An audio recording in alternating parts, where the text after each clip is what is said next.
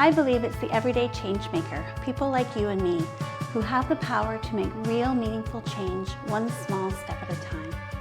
Hi, I'm Linda Mackey, and I'm a personal brand photographer and coach, helping entrepreneurs to breathe life into their image, passion, and purpose.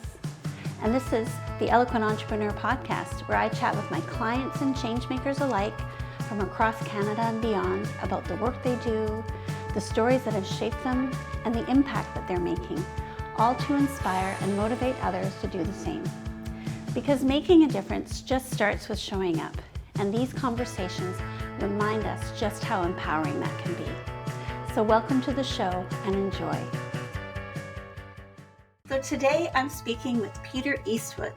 Peter is a dear friend, an artist, creative visionary, photographer, production designer, world traveler, entrepreneur, whose life has taken him all around the world, from commercial fashion shoots to rebuilding hope and sustainability in Sri Lanka. His work has spanned decades, from owning a successful chain of hair salons in Hong Kong to documenting beautiful and powerful human stories through his photography. Now into retirement, although if I know Peter well, he can't sit still for long. So he's pouring his heart and soul into the Sri Lankan project through a GoFundMe project to help rebuild the sustainable eco-lodge that was destroyed in the 2004 tsunami. And on a personal note, Peter and I have known each other since 2005. We shared a studio together, and we've just been great friends ever since. And his mentorship, friendship, and just presence in my life has been such a great gift. So Peter, thank you so much for joining, and welcome to the Eloquent Entrepreneur. 20 years? I can't believe it. It's incredible how that time was passed, eh? So much has happened for all of us in that time. It's quite remarkable. It is, yes. And I'm so happy to have you here because I think, you're somebody that is just so exemplary of what an eloquent entrepreneur is to me. And I've just been so, honored to be part of your journey and just to watch you and be inspired. So should we jump in? Are you ready for the questions? Yes, I'm ready. I'm ready to rock and roll. Let's do it. Okay, well, I think we should just start where you are right now. The real story, everything that you're passionate about. I know it's all about the Sri Lankan project. So let's talk about that. How did it come to be and what's happening with it right now? Gosh, that in itself is a long story, but in précis, I first went to Sri Lanka in 2009. Actually, it was for a friend's 50th birthday, and she'd invited a whole bunch of us to go to this party. And it was at this most amazing hotel that she had booked out the hotel, and it was on the beach, and it was very exclusive, and there was a lot of alcohol involved at the time. It was a really great party. And I basically kind of fell in love immediately with the country, because, the staff that worked at this hotel were really, cool. And one particular staff member, his name was Wagisha. Now, Wagisha is really who I have grown to love as a son. And he, in turn, there's a picture of him right here.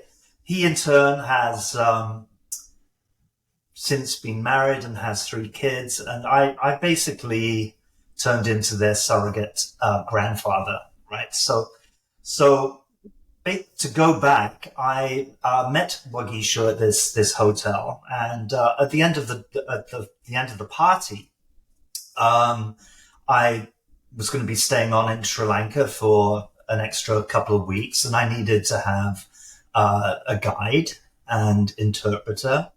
And Wagisha, being a smart kid, said, "I'll do it."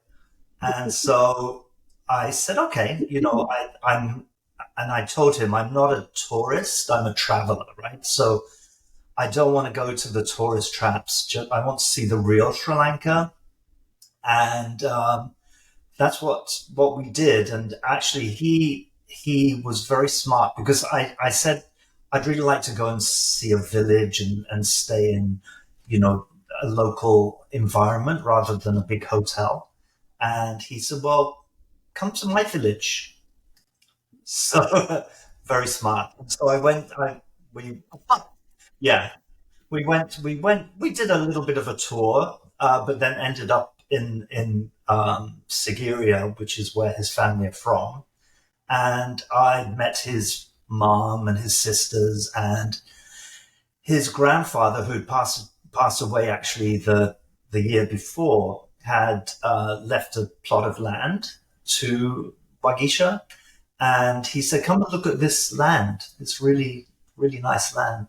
And so I walked into this land. It's about an acre of land, and it was completely overgrown. It was like walking into a jungle, but I could see through the jungle all these beautiful old growth mango trees and wood apple trees and palm trees, coconut palms. And, I looked at this, and being an avid gardener, I thought, my God, what an amazing place this could be. And it turns out that he had a dream, and his dream was to open an eco lodge. And he said, I would really love to have an eco lodge on this site. And being a bit of a romantic, I thought, this maybe I could help here, And we're talking back in 2009, so it was quite a long time ago when things were a lot more reasonable in Sri Lanka. And so I basically said to him, let me give this some thought. So I came home and gave it some thought, talked to Philip, and I said to Wagisha, and this is back in the days before Skype or anything. You had to buy a card for your phone. A phone card basically was the only way that we could talk. Anyhow, I talked to him and I said, if you can learn to drive and go to school for 6 months to an English school to improve your English, I will consider kind of helping you out. And he did both of those things immediately and really well, right? And so I knew then that I didn't have a flake on my hands. I had a really genuine guy that wanted to get ahead. And so we said, okay, we'll help you to start this eco lodge. And that's really the beginnings of it.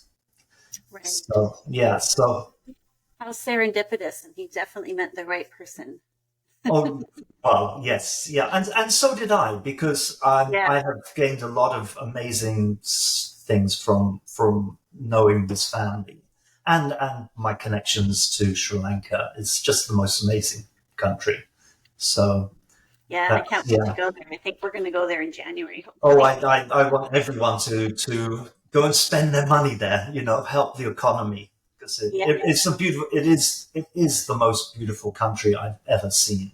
It's just magical, So yeah, and then I went back the next year actually to look at the land again, and then I said to him, let's do a tour of Sri Lanka, and so we actually circumnavigated Sri Lanka in a tuk-tuk together. He was my driver and guide. And that he was great because he's very personable. And I had decided then to start taking photographs back in the day when I was an active photographer. And he was wonderful. He was a really good producer, basically. So I would see people that I'd like to photograph because I'm primarily, a people photographer, portrait photographer. And he would talk to them and he'd make them feel comfortable about me photographing them. Mm-hmm. And so, yeah, that's how I started to get my imagery. And one of the first people that I'd met, his name was Samadhu, and he was a fisherman. And he had experienced, because he lived on the East Coast, he had experienced the tsunami firsthand. And what had happened with him is that when the tsunami hit, he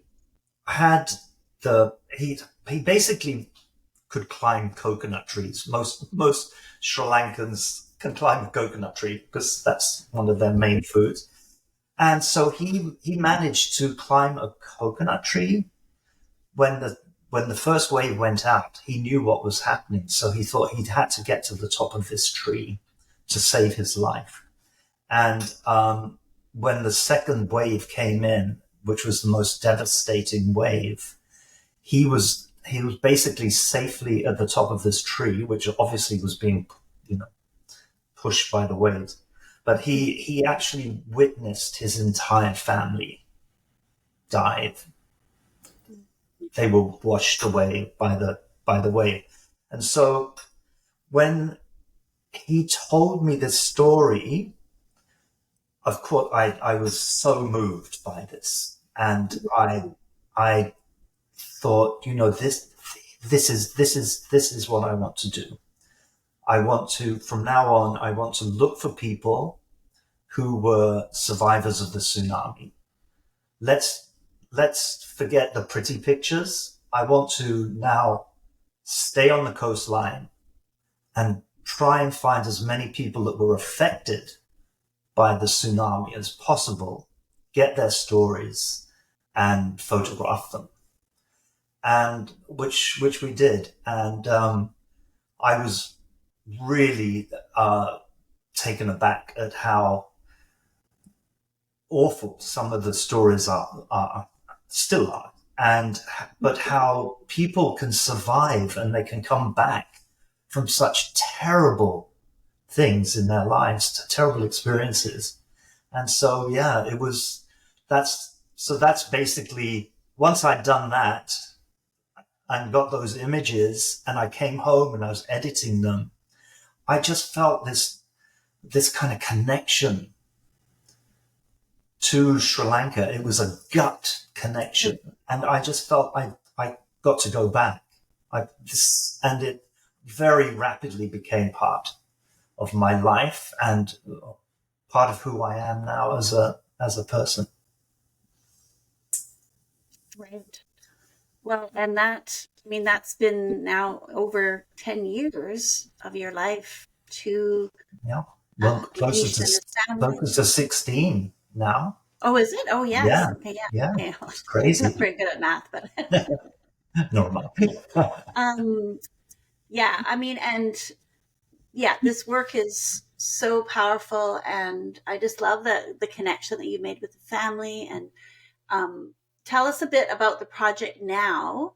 I want to talk about Tsunami as well, because there's so many powerful images, and that was, a second project. You had Uganda's children, which we'll talk about as well. But this one was especially, obviously, serendipitous, with meeting with Geisha and just the connection with Sri Lanka. And so we're going to skip to, there's been a couple of iterations of the project because of issues in Sri Lanka that you've had, and I guess well, there were tell us about. Well, basically they've suffered quite a lot. The tsunami was the first big thing, and they had just come out of a civil war, which was devastating for many, many years, and then they were able to make a comeback basically as a country, and tourism was starting to do very well again. And then they had the Easter bombings, which was terrible. And these were the bombings that were in churches and high-end hotels. And it put a stop to tourism immediately. And so the eco lodge that we had already built by this time suffered terribly, and it went from one thing to another. It went from the Easter bombings to there was civil unrest, and then, well, actually before that there was COVID. So there was a series of very unfortunate events that really affected I see Philip is having a nose in the back there. Really affected the the economy. And unfortunately, tourists stopped going to Sri Lanka, and the eco lodge, which was at that time very eco, went back to the jungle. The jungle took over, and things were. It was just dreadful. The ants and the rodents, they just ate away at all the natural building materials that we'd used, and so that's why I've got this new project going to kind of rebuild the eco lodge, but this time to build it in a more sustainable but secure way. So we're using bricks and mortar, so things that will last and be more sustainable ultimately. Yeah. Mm-hmm.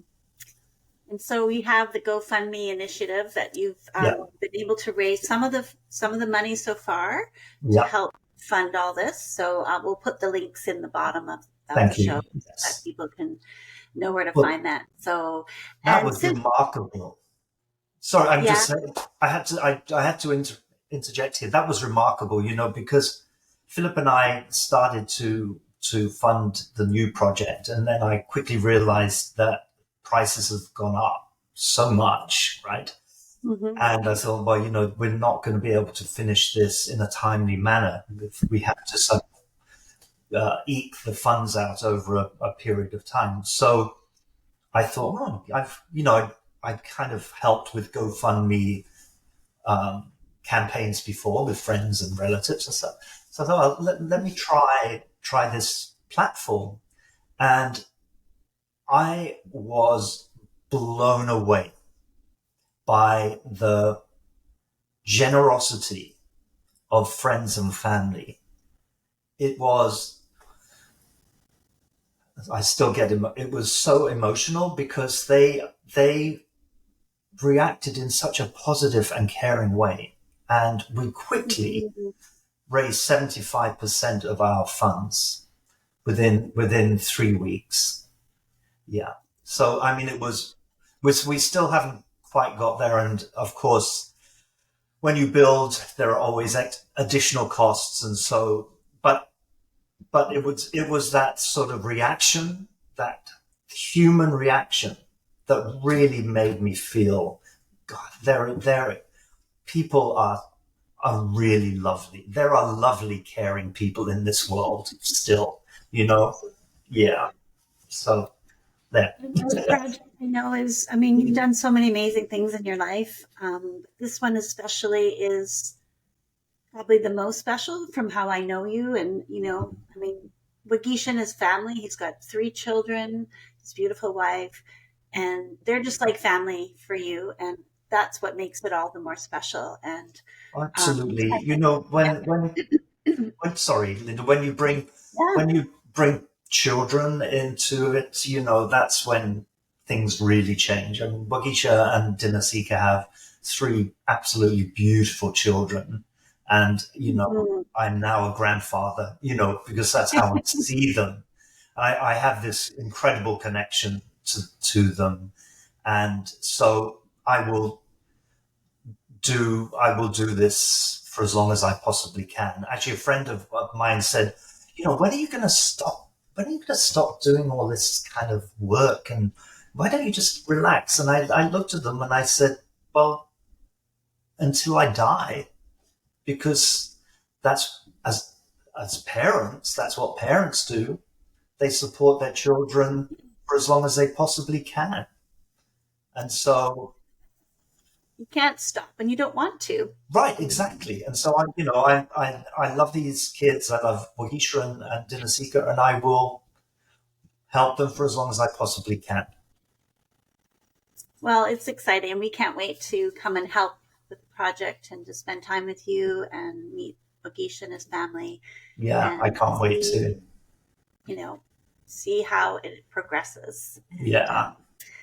So let's talk about, you've had such an incredibly rich and diverse career with your photography, and you've been involved in the world of commercial production and dance. I kind of know how everything ties together, but how do you see everything that you've done? How has everything tied together and kind of led you to where you are now? I mean, Well, I'll have to praise it because I'm 68 years old and I've done a lot a lot of things in my life.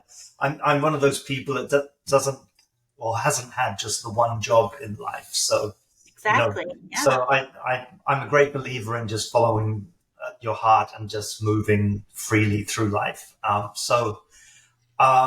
I guess the first thing that really opened my eyes to the world was the fact that after finishing college, I joined a hairdressing company called Steiner that was based in London, and I knew that they had salons on ocean liners, so they had two P&O ships that they had salons on, and I, in my mind, when I was at college, I had said to myself, when I finish college, I'm going to join Steiner.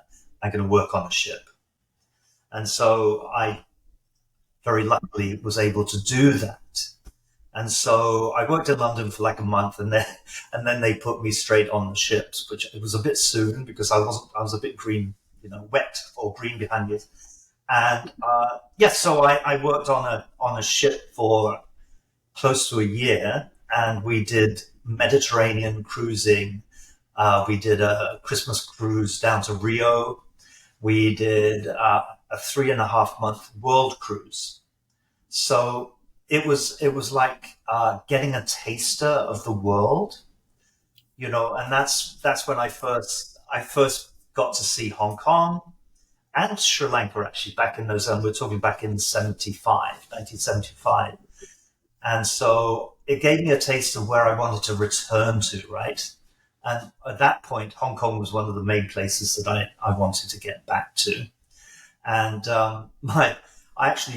we were there for a week and we were docked for a week. So the staff were allowed to go off and do their own thing. And I had an aunt and uncle that were living in Hong Kong. My uncle was in the Grenadier Guards in the forces, and they lived in Stanley Park, which is it's a beautiful part of Hong Kong. And he was an officer, so he had this amazing house. And I talked to them and I said, I'd really like to come back one day and try and live in Hong Kong and work in Hong Kong. He said, well, when you come and stay with us. So I thought, oh, great, I'm going to stay in this mansion, and. So I managed. Well, I went back to England and worked for a year to make some money to get back to Hong Kong. Got a job, and the day I found out that I'd got the job, I wrote a letter to my uncle because that's when you wrote letters, and I got a letter back a couple of weeks later. We're so sorry, Peter, but we've been we're being sent to Germany. We're being posted to Germany. So, right, exactly. It's like, oh, there goes my dream of living in this house. But anyway, I went to Hong Kong, and I managed to find a place and basically get started with my career in Hong Kong, right? And that's really, it progressed from, that was 1977. By 1984, I had my own business. And actually, 83, I had my own business. 84, I then went into partnership with three guys, and we opened up a hairdressing salon called Headquarters, which it was kind of trendy. We were like little hairdressing rock stars at that time. We all looked like ABC band members. We had the hair and everything. And so we became quite successful, and that turned into, like a small chain of salons. And I really worked for, I think, till about 1989, and I felt that was kind of getting a bit too much, and I wasn't fulfilled by the work. And we had like 66 people working for us, and there were 66 problems every day plus the clients, you know what I mean? So I was getting a bit tired of that. So a friend of mine who worked in advertising, he worked for Ogilvy and Mather, and he said to me, you got a good eye. Why don't you do some kind of art direction styling for me? You just come in and do it as a freelancer. And so I said, okay, I'll do it. And I did this job, though it actually turned out to be two jobs. One was for American Express, and the other one was for the Conrad Hilton Hotel. And I did these basically I created sets and stuff like that. Well, they both won awards. So my friend said to me, you are a natural. You've got to consider this as a career. So, I thought, but I have no formal education in art directions. It doesn't matter. This is Hong Kong. You can do anything, right? So basically that's what I did. I sold my shares in the company and I went freelance, and I basically started working for photographers then, right? And that's when I saw the glamour of photography. I'd always been a photographer in my own, I was part of the photographic society at school, and I had always been interested, but just purely amateur stuff, right? But then I started working with these photographers, and in Hong Kong the budgets were amazing, so you'd work for really big high end companies, and I could see that the photographers were actually earning a really good wage, a lot better than the art director. And so I thought, now I've been an art director for a while, and I kind of went into a bit of production for the photographers, and I saw how much they were making, and because I was doing their budgets by that time, I thought, hey, maybe I should be the photographer too. So basically, that's what I worked with these fabulous photographers, and I learned the trade through the photographers that I was working with, right? Yes, yeah, absolutely. It was like I just want to say that this is one of the things I love about you, and I think is very inspiring, not only to me, but I'm sure to everyone listening is, when you just listen to your heart and just follow your instincts. And I mean, that's what I've noticed about you is that, things just appear, yeah, and you kind of open your heart to it and take that little step. absolutely. I think The magic happens. yeah, I think you have to leave your heart open, and when we met, you were one of those photographers that I learned so much from.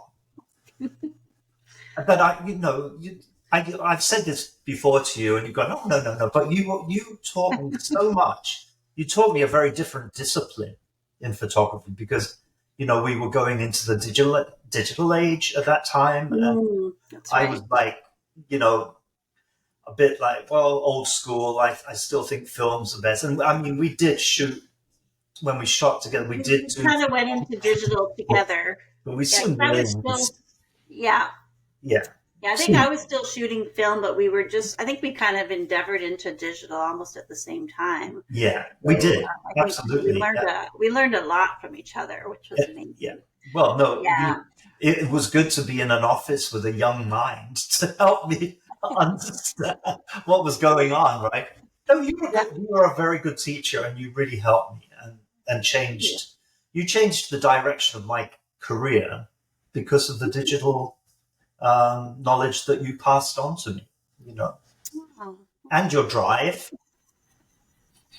Well, we were inspiring to each other, that's for Yes, sure. absolutely, Yeah. for sure. Yeah, Yeah, and we've created lots of cool photography and just great times, and the yeah, relationship obviously is for me the most important. But yes, yeah, yeah, I mean, I think every like you were saying, all these serendipitous kind of events that have happened in your life, and then us meeting, and just Sri Lanka and all the projects. I mean, it's all intertwined, and I think, I mean, that question was, I mean, it's kind of apparent how it's shaped your life and how it's brought you Yeah. to where you are today.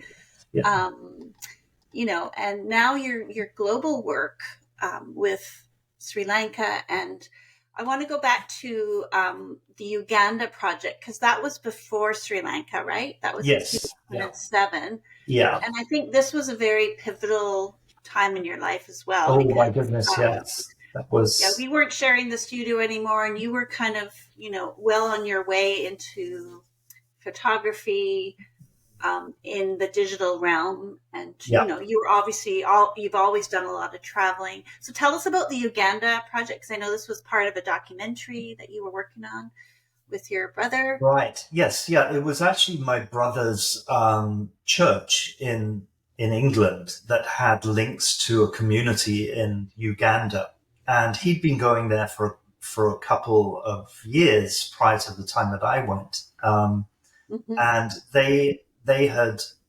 built this amazing community center for the people in Soroti, and I saw lots of photographs of my brother's work. My brother was a builder, and so was he was instrumental in building this huge.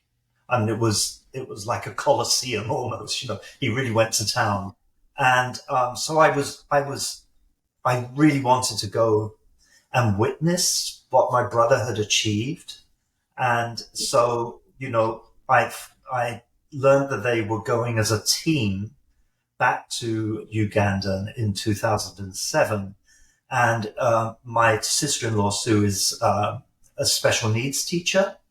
And she had pulled together a group of specialists, special needs specialists, so doctors and opticians, Mm-hmm. nurses. And they were basically going to be going to Uganda to set up a special needs unit at I don't know whether it was through the hospital.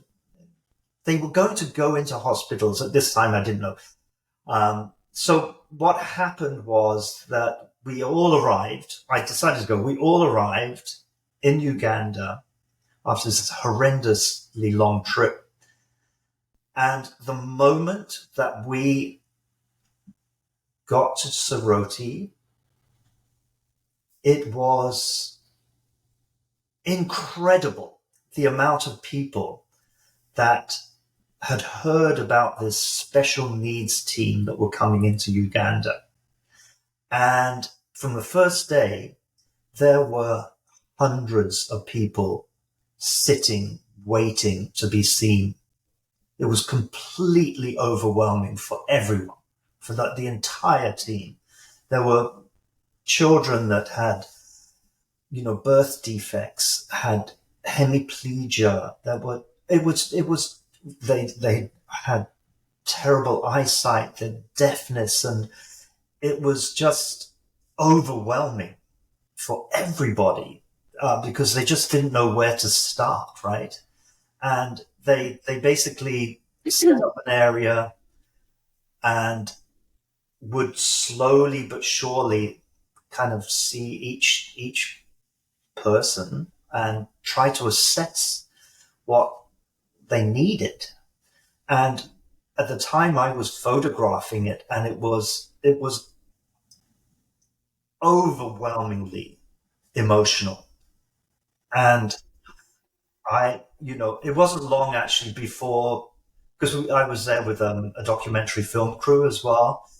It wasn't long before we put our cameras down and we were in there hands on trying to, with the instruction of the special needs people, trying to, find out, what's wrong, what do you need doing. And, so we basically were thrown into this horrendous situation. And yeah, it was a very emotional time. And so I took some, I would say they're the most emotional photographs that I've ever taken, because, we really wanted, well, we needed to use those photographs to try and raise money for the community. And so, yeah, it was a very powerful trip. photographically and physically, emotionally. It was quite a remarkable thing to do. And since that day, it really did change my life completely. I was a different, Open to yeah, you. You wanted to use your skills, your heart, your yeah, photography. Yeah. So this, yeah, I mean, that was kind of, yeah, like I look back and that was kind of the door that opened, I think, for you yes. in that Yeah, and way. Yeah. that was the next change in my life, right? It's like, well, I came back and we were shooting weddings and things, and because we were still working together, you know, That's right. Mm-hmm. and I just remember, photographing weddings, and my mind would just be taken back to this poverty, Yeah. and here I am photographing weddings that unfortunately they didn't last very long. And they're, Well, yeah.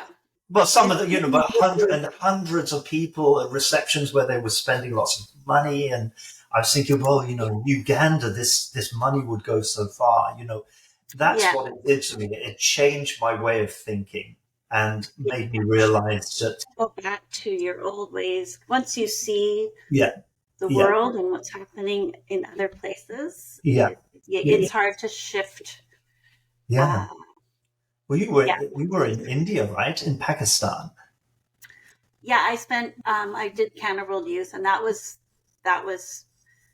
probably, yeah, one of the most pivotal moments in my life, just to Yeah. realize that, uh, we're all the same. We all need the same things. Hmm. And you know, it just opened my eyes to um, the empathy and compassion and that part of that was already innate in me.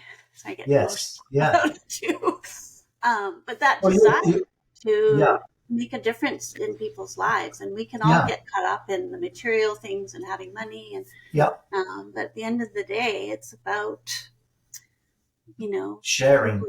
sharing and humanity and Yeah. yeah, all of that. So yeah, so everything, you know, our relationship, and I don't know, it's all, for me, it's all serendipitous. It's all interconnected. And yeah, Yeah. just having somebody like you in my life has just been so empowering. And that's Well, why I and do the show.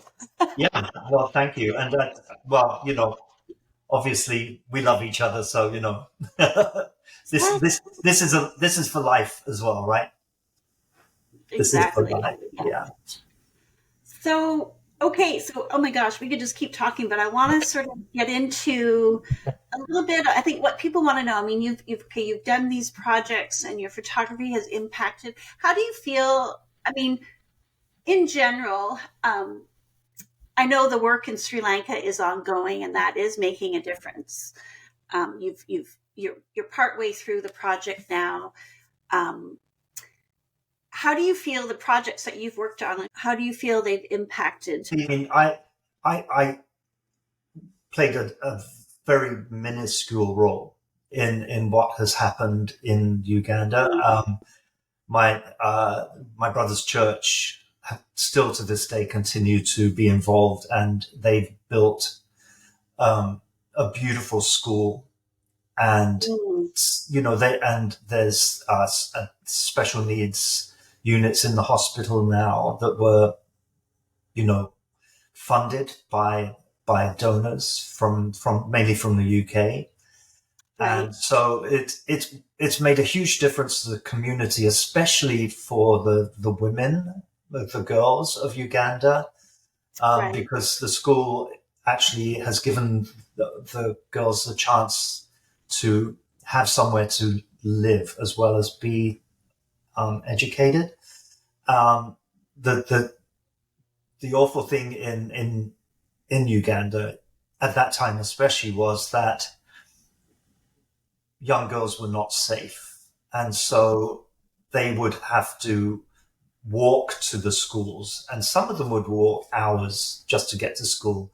Their desire for education was so extreme that they would use any method of getting to the school. And it was very dangerous. and so this was one of the reasons they wanted to build this school that had kind of places for the girls to stay and create a safe haven for them. So I think, over the years, what's happened is that they've been able to empower and educate young women and men, and a lot of them have gone on to university and now have a really great education. So that I think the impact in that community, and this is just one of many projects, right, that are throughout Africa, Right. So and in Sri Lanka, I feel like and I continue to struggle because I want the family to be completely self-sustainable. And so before the Easter bombings, they were very successful and sustainable. But because that all happened, they lost that income. And Wagisha is primarily a rice farmer. And so there's only really one season that you can have in that area that you can grow rice. And so there wasn't the money for him to rent huge plots of land. And so he basically was only producing enough rice to feed his family and some of the people in the village. And so there wasn't a lot of extra cash. So basically, to answer your question, I really want this to go to the point where they're self-sustainable once again and able to, feel proud of the fact that they are looking after themselves once again. Yeah. It's almost like starting over. So it is. And it's dreadful. And I feel it's terrible that the country has suffered, just like constantly suffered all these setbacks, right? So, but they have a new government and it seems that they're much more, they're a younger government and they seem to have the right ideas, but we'll see. Time will tell, as they say. Yeah. So I look at your life and everything you've done. I mean, everything you kind of dipped your toe in and got involved. I mean, it's for the most part been really successful. And obviously it's not always easy, right? I mean, the challenges with Sri Lanka and the country, obviously there's been challenges. What can you speak to your challenges and this, how you stay inspired, how you move through them, for people? Because I think a lot of people get discouraged, like, oh, well, I'm only one person. I can't do this or I can't do that. It doesn't always come easy, right? Doing all this. No, it doesn't. And it can be exhausting, but I think the rewards far outweigh any of the negatives. So I think that people, you just have to kind of follow your heart, right? And I think that's where a lot of people we are afraid of things that we shouldn't be afraid of, because we only have one chance in this life to do something good or whatever, And so I feel like if you're the sort of person that has kind of sensitivity, emotion, and you have this kind of thought, I'd really love to go to this country one day, or to help in some way with a community. And I think a lot of people think about it, but they don't really know how to do it, or they are afraid of the steps that need to be taken. And I think, you just have to go back to when you're a pre-toddler. Because let's face it, your first steps in this life, right? You don't know you don't know whether you're going to fall over and hit your head, or whether you're right, and you're going to do it. But then you don't know whether you're going to just like get up and and start running, and which a lot of kids just, once they start walking, they just go, right? And I think we just have to keep that simple memory in our lives, right? That, we are built to move forward. That's right. And I think we should just not be frightened of things, and it's difficult. I mean, there are things that, in the world that are negative, but I think you just have to follow your heart, right? And just do it if you can, Hey, there's an ad campaign there. There's always an ad campaign there. Right. So you've already kind of answered my question. What advice? I mean, you're giving great advice for people who want to take that step or who want to make a difference. Um, I'd like you to elaborate on that a little bit, but more kind of like, when you kind of run into challenges or you get discouraged, is there something, a memory or a moment that you return to that reminds you, or kind of what keeps you inspired to just keep going, because I mean, people, it's easy to just go, oh my God, I can't do this, Right. Actually, there is a memory that, and it came later in life, but I think as we grow older, we need more motivation, right? Right. Because Exactly. we tend to get a bit set in our ways, and I quite easily, Not to right? mention energy. I feel like, oh my Right, God, do I have to? exactly. Yeah. And I think the biggest thing that makes me that motivates me is actually witnessing the passing of my mother. She was in a hospice, and my mother was an amazing woman, and to the day she died, she had all her wits about her, but to witness a person that had so much energy pass, and I remember kind of sitting with her and thinking, how is this possible?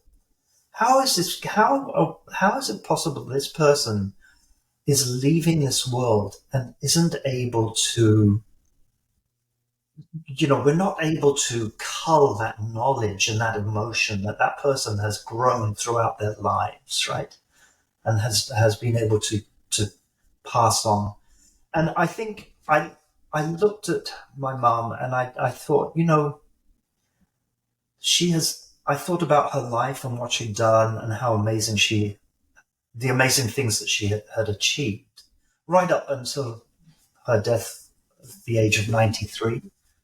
And I thought, that I can't sit down and fester, it doesn't matter how old you are, you just have to keep moving and stay involved with the world. Have lots of young friends. It's true though, if you surround yourself with young people as well as your contemporaries, but you stay connected to the world. And I think as long as you stay connected to the world, then I think that's what you need to do. You can't just sit back and go, well, I don't know how to do this anymore, so I'll let someone else do it for me, right? No, you've got to be involved, educate yourself all the time, and just keep moving forward. Oh my gosh, that's amazing advice. Because I believe, I think obviously we get, as we get older, we become wiser. And sure, we may not be able to move as fast, but we still have so much to offer. Like up until, my grandmother was the same. She didn't stop. She kept painting and she was always engaged mentally. She had a great sense of humor. Why does it have to stop? It doesn't, Right. And she was like you. She loved being around young people. And I think, doing everything you can to stay involved, stay engaged. That's Yes. amazing advice. Yeah. So Absolutely. Yeah. yeah. Oh my gosh, we could talk for hours. I want to focus on Sri Lanka because that is the focus for you right now. Yeah. And so you talked a little bit about what you want for the family. Um, you know, where do you want this to grow in? What do you want this to grow into? Obviously, you want them to be sustainable. Let's Yeah. talk about that a little bit and how people can get involved. Yeah. And kind of like, how long, I guess you're going to keep helping as long as you can and be part of Yes. the Yeah. family's life. You speak to that because Right. it's better out of your words. Well, I think the thing is that I bottom line now is that there are three children. So Sandy, the daughter, is 4. Delaxa is 8, and Hansa is 14. And so I feel like education is the most important thing that we have in life. And so what I really want is for these kids to get a great education. If they could go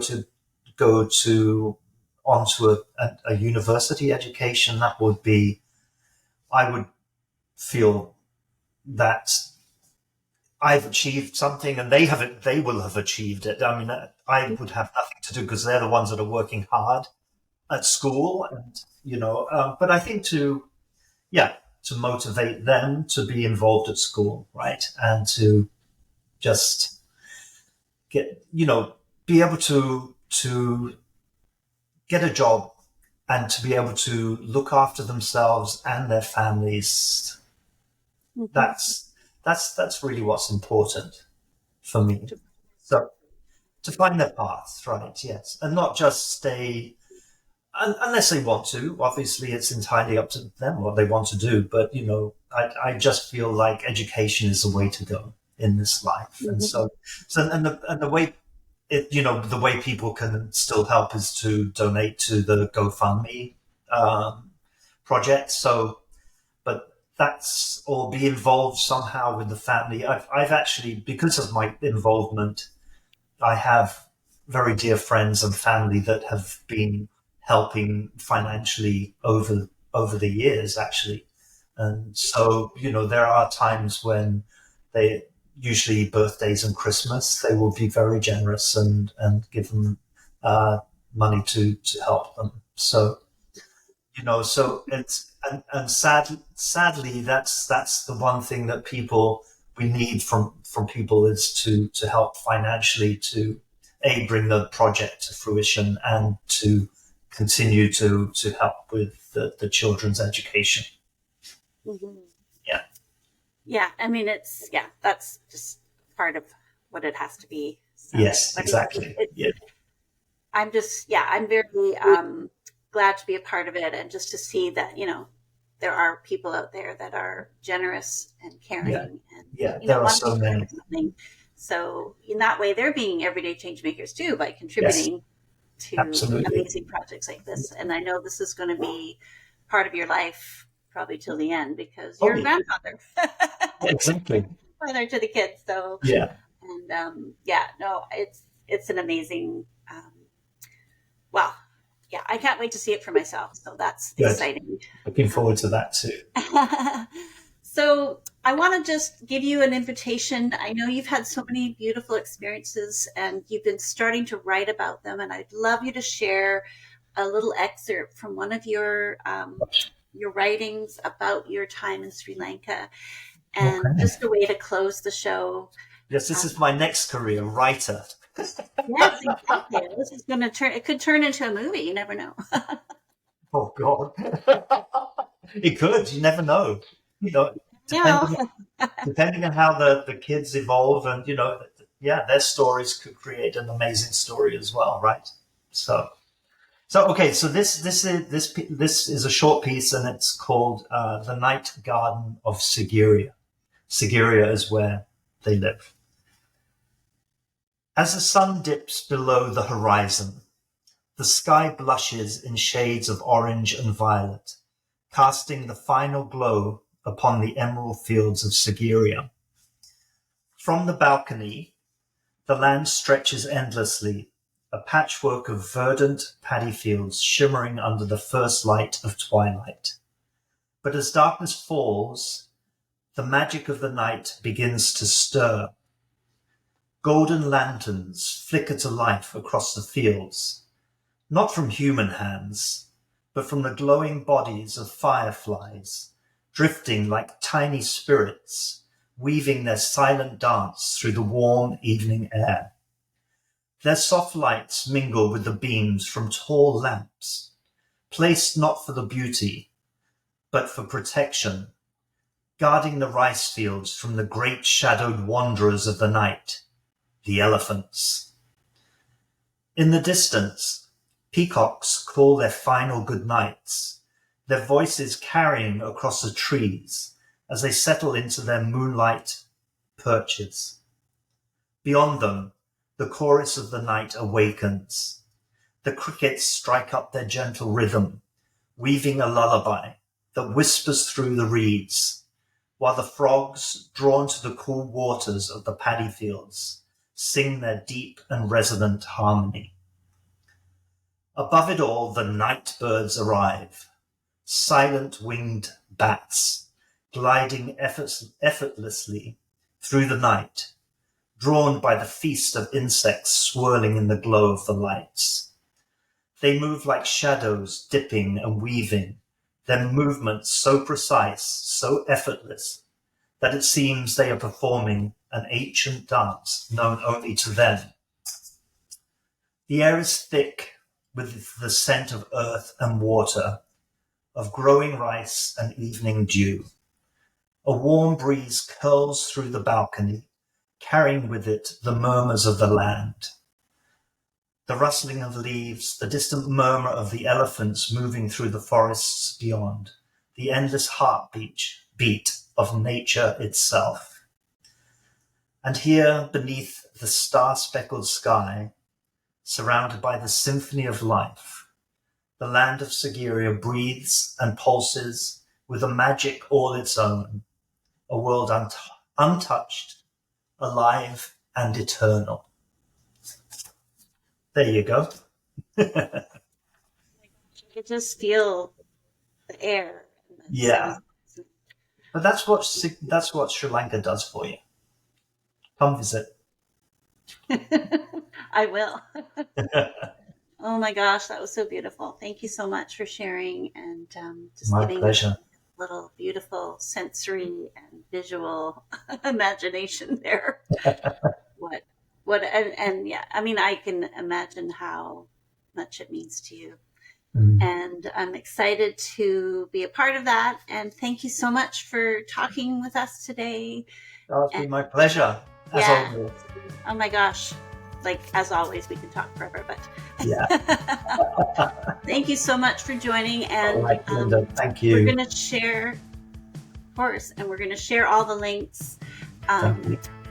If you want to share, your website is petereastwood.ca. They can see all your work, your photography, and learn more about you. And we'll include the link to the GoFundMe in the show notes. Much appreciated. Thank you. All right. We'll talk to you soon. Thanks again. Okay, my love. Wonderful talking to you. Thank you so much.